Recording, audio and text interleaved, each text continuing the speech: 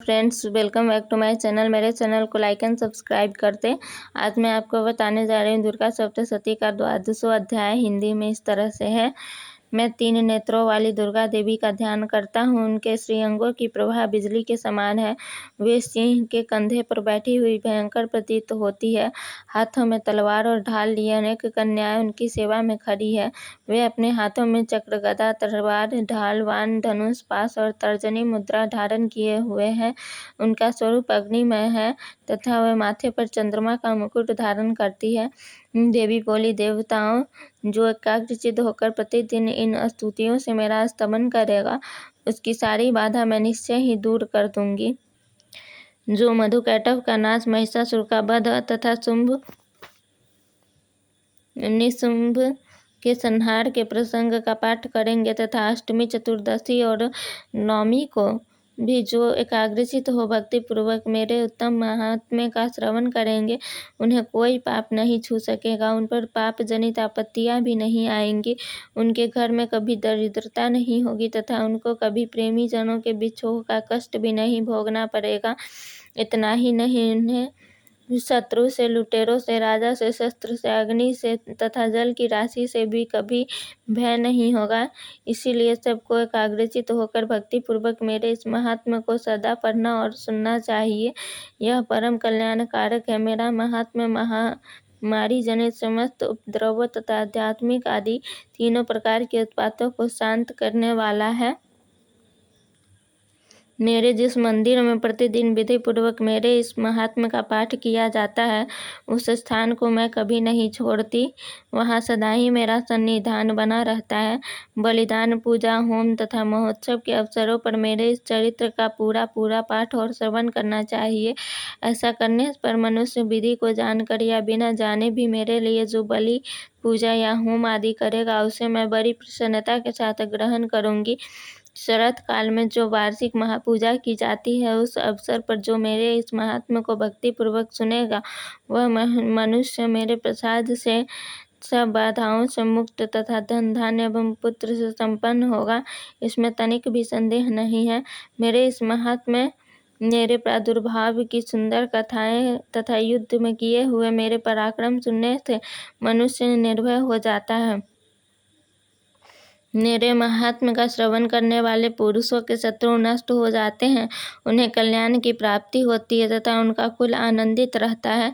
सर्वत्र शांति, कर्म में बुरे स्वप्न दिखाई देने पर तथा ग्रह जनित भयंकर पीड़ा उपस्थित होने पर मेरा महात्म्य श्रवण करना चाहिए।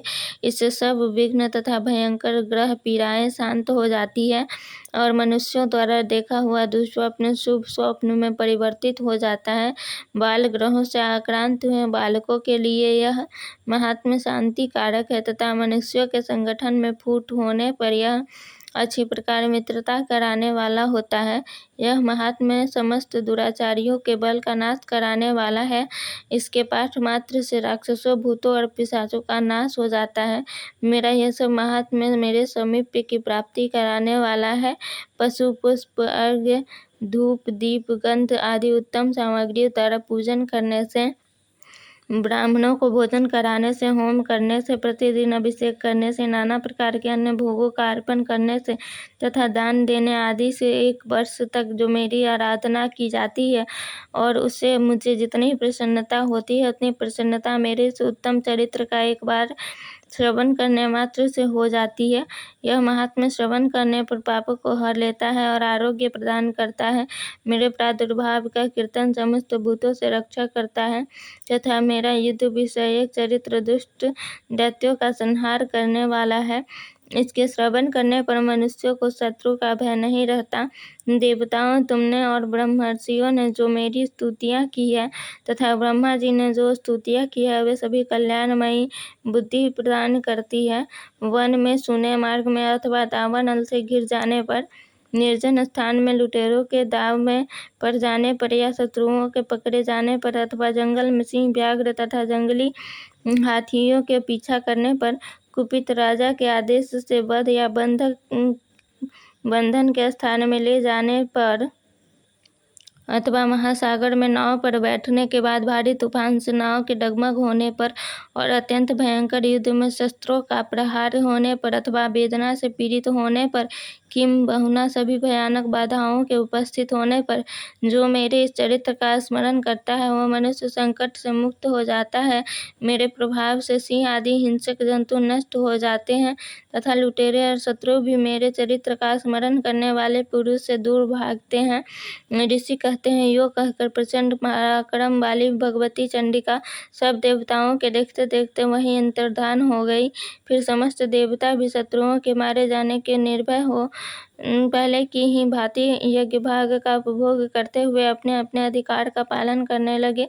संसार का विध्वंस करने वाले महाभयंकर अतुल पराक्रमी देव शत्रु शुंभ तथा महाबली निशुंभ के युद्ध में देवी द्वारा मारे जाने पर शेष दैत्य पाताल लोक में चले आए।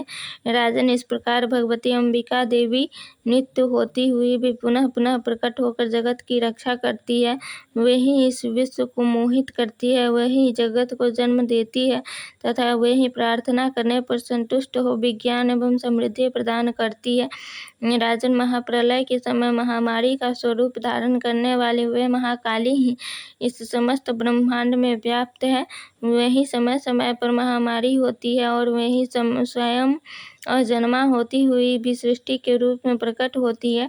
वे सनातनी देवी ही समयानुसार संपूर्ण भूतों की रक्षा करती है। मनुष्यों के अभ्युदय के समय वही घर में लक्ष्मी के रूप में स्थित उन्नति प्रदान करती है और वही अभाव के समय दरिद्रता बनकर विनाश का कारण होती है। पुष्प, धूप और गंध आदि से पूजन करके उनकी स्तुति करने पर वे धन, पुत्र, धार्मिक बुद्धि तथा उत्तम गति प्रदान करती है। इस तरह से 12वां अध्याय पूरा हुआ।